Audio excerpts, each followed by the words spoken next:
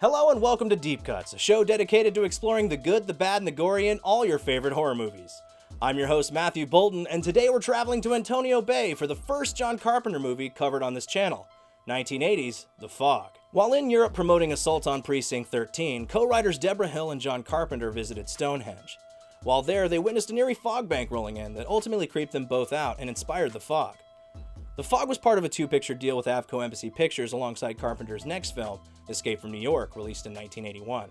With a budget of $1 million, Carpenter reteamed with co-writer and producer Deborah Hill, DP Dean Cundy, who shot Halloween, and editors Charles Bornstein and Tommy Lee Wallace to bring us The Fog. The film was almost ready for delivery when Carpenter just knew something wasn't right, and with a little bit more than $100,000, The Fog went back and reshot about a third of the film to add more scares, ghost pirates, gore, and most of the film's opening title sequence. And just how scary can ghost pirates in The Fog be? Well, bolt your doors and lock your windows, because there's something in the fog. The movie opens with an Edgar Allan Poe quote, since he was co-writer Deborah Hill's favorite writer, and we jump to a small beach at about 5 to midnight as a group of children are being told a ghost story about the history of the Elizabeth Dane, a ship that was lost in the fog out by Spivey Point, which crashed, sinking it and killing all of its crew. The legend says that when the fog returns, so will the crew of the Elizabeth Dane. The shipwreck story takes place 100 years ago, and as the clock strikes midnight, the town of Antonio Bay is turning 100. After the ghost story, we meet town priest Father Malone as he winds down for the night. His assistant Bennett is actually director John Carpenter, making a small cameo. Bennett leaves and a piece of the priest's wall falls and startles him. Looking into the wall, he finds his grandfather's diary, detailing the true events that took place 100 years ago to the Elizabeth Dane and her crew.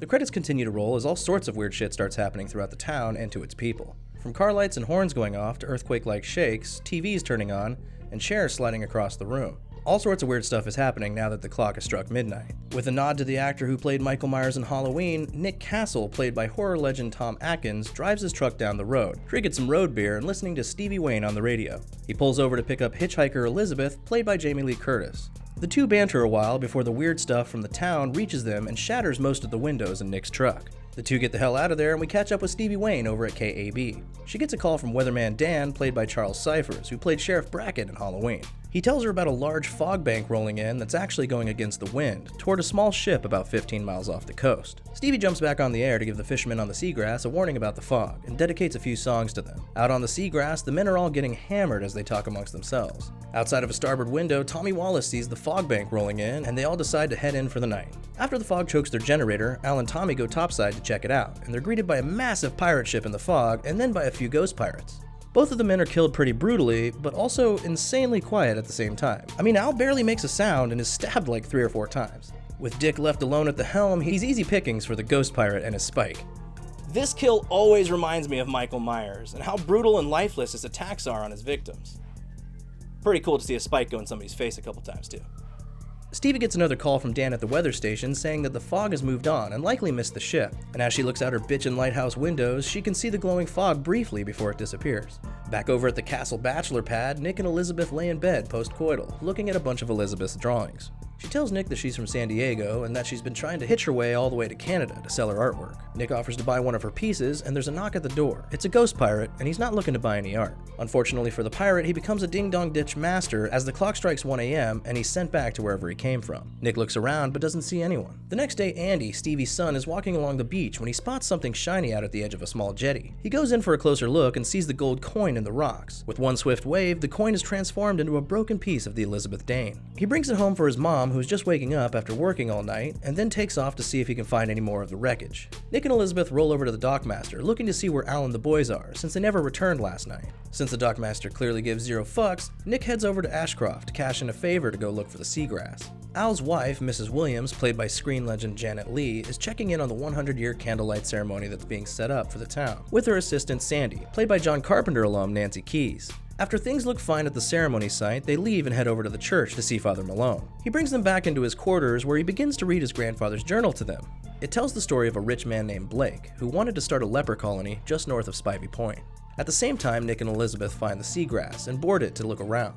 Everything inside is broken and doesn't make a lot of sense to Nick. It's almost as if the ship was overturned in the water. Back at the church, Father Malone continues reading, explaining how his grandfather and the other 5 town founders planned to murder Blake and his crew to steal their gold and help settle the town. And back on the seagrass, Nick tells Elizabeth a weird encounter his father had when Nick was just a boy. His father boarded an empty ship with food and hot coffee still on the table, but no crew in sight. He took a gold coin, went back to shore, and relayed the story to Nick and wanted to give him the coin. Only when he went to reach for the coin, it had disappeared. Just then we get a jump scare using a locker, and then holy shit, it's Dick! Back on land, Father Malone lets Kathy and Shelley know he believes the town is cursed and that they're celebrating murderers at the ceremony tonight. Understandably creeped out, they decide to leave and shrug it all off. Back at Spivey Point, Stevie returns for her night in the studio and walks down all 300 steps to the lighthouse below. She sets down the piece of the Elizabeth Dane that Andy found earlier on top of a stack of 8-tracks. Unbeknownst to her, it starts to sweat water onto the tapes and onto the table. As Stevie takes notice, the piece of wood changes itself to read 6 must die before it bursts into flames. Stevie's able to put it out with a nearby extinguisher, and the piece of wood returns back to its original form. She calls Andy and begs him to stay in tonight, and he agrees. She then starts her broadcast, and we jump over to the morgue where Nick and Elizabeth have brought Dick's body. Dr. Napoleon Wilson,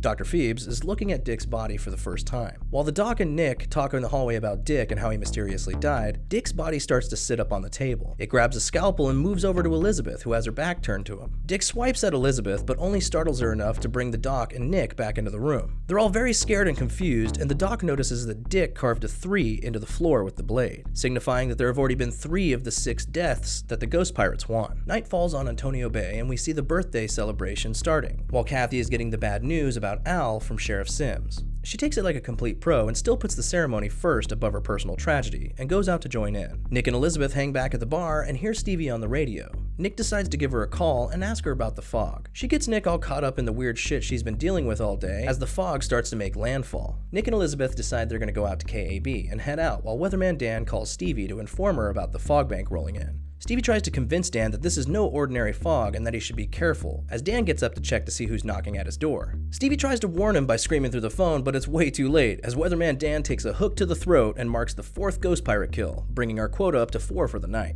Stevie calls out over the radio for Sheriff Sims to call her at the station, and a deputy pulls him away from the ceremony to call her. Unfortunately, before the sheriff can make that call, the fog knocks out the phone lines and all the power throughout the town. The ceremony continues, and they safely check out the statue in the dark for the 100th anniversary. Back at Spivey Point, Stevie does everything she can to get her generator up and running so that she can help warn her son Andy to stay safe. She's able to regain power and scream for somebody to help Andy over the radio. Unfortunately for Mrs. Krobitz, she doesn't hear the transmission and is fucked. Andy hides in his room as the pirates try to break through his door. Luckily for Andy, Nick and Elizabeth arrive just in time to pull him out of the house through his window and get the hell out of there.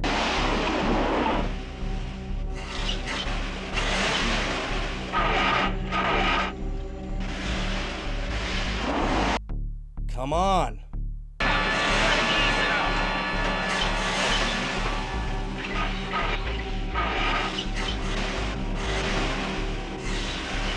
Come on!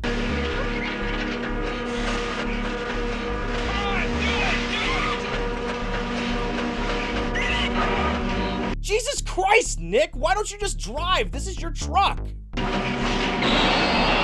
Oh, thank God for that. Back at the ceremony, Shelley tells Kathy that she'll take her home, and the sheriff starts to wrap things up. Back at Spivey Point, Stevie is having a mental breakdown while talking to Andy over the radio, thinking that he may be dead. She then takes it upon herself to start giving a play-by-play of where the fog is in town, in hopes of saving some of the townspeople. Elizabeth, Nick, and Andy drive through the town and are cut off by the fog, and they quickly get the hell out of there and try to stay ahead of it. We jump over to Shelley and Kathy heading home, who are also saved by Stevie's broadcast. She tells everybody to flee to the old church, and they all meet up at the church parking lot, where the entire group meets a completely drunk Father Malone, before heading down into the church's basement. Back at KAB, the lighthouse is completely engulfed in fog. Stevie hears a knock at the door, and she cautiously goes down to investigate. At the same time, Malone and the rest of the survivors at the church are reading the journal and come to find out that Grandpappy Malone stole the gold back from the town and wanted to return it to Blake and his men if he were ever given the chance. At both the KAB studio and the church, the pirates begin to break in any way possible. Stevie has to run upstairs and onto the tower of the lighthouse, and the survivors try to barricade themselves in. In the midst of all of this happening, Father Malone is able to sneak away holding the golden crucifix and heads into the church. Inside the church, Father Malone is greeted by a group of ghost pirates, and he calls out for Blake. A pirate begins to step toward him as he explains that his grandfather stole the gold and that he is the one who must answer for it. and then he offers himself as a sacrifice to Blake. Back at KAB, Stevie is barely able to hold on as she slips at the top of the tower. A ghost pirate lunges at her in the fog, stabbing her in the shoulder with a hook, causing her to stumble and slide down closer to another pirate at the top of the ladder. She pulls the hook out of her shoulder and, like a boss, stabs the pirate. This is actually the first and only time we get a real well-lit pirate face in the film, and it was a great piece made by special effects legend Rob Bottin. Nick stumbles upon Father Malone getting lit as fuck with Blake in the church, and he's able to pull him off the cross that he and Blake are holding. Blake seemingly ignites into a big ball of light, and all of the spirits and fog instantly disappear. Everyone starts to recover as they wrap their heads around what the hell just happened. And a big shout out to actress Adrienne Barbeau, who had to act her part out in this entire sequence in reverse, since they couldn't figure out how to make the fog disappear that quickly, so they just shot everything backwards. The remaining survivors watch as the fog leaves their town. Stevie gets back on the air to speak to anyone who still might be out there listening, and warns them and the ships out at sea to be wary of the fog. The film ends with Father Malone alone in the church, asking out loud, "Why not 6, Blake? Why not me?" And with a great few final moments of the church filling up with fog and pirates again, we watch as Father Malone turns to catch Blake's sword right in the face, making him the 6th victim and taking us straight to the end title card. And there you have it, 1980's The Fog. The film made $21 million domestically in theaters and was considered a financial success, with mixed reviews from both viewers and critics. The Fog has always held a special place in my heart for their incredibly creative use of all the filmmaking tools available at the time to make a low-budget movie look and feel like a major motion picture. I always suggest filmmakers go to the Church of John Carpenter when looking at how to stretch a budget to its maximum potential, turning nothing into a memorable something. He and Deborah Hill have created countless master works with smaller budgets than some modern-day TV shows, most of which still hold up today. Join me next week when I'll explore the movie that started it all for horror icon Freddy Krueger with 1984's A Nightmare on Elm Street. Until then, I'm your host Matthew Bolton, and this has been Deep Cuts. Thank you so much for watching this episode of Deep Cuts. I'm sure it comes as no surprise that I'm a huge John Carpenter fan, and I can't wait to explore more of his movies on this channel. Let me know in the comments below what you think of The Fog and if there are any Carpenter films you'd like me to cover in future episodes. I'll see you next week. Stay screaming.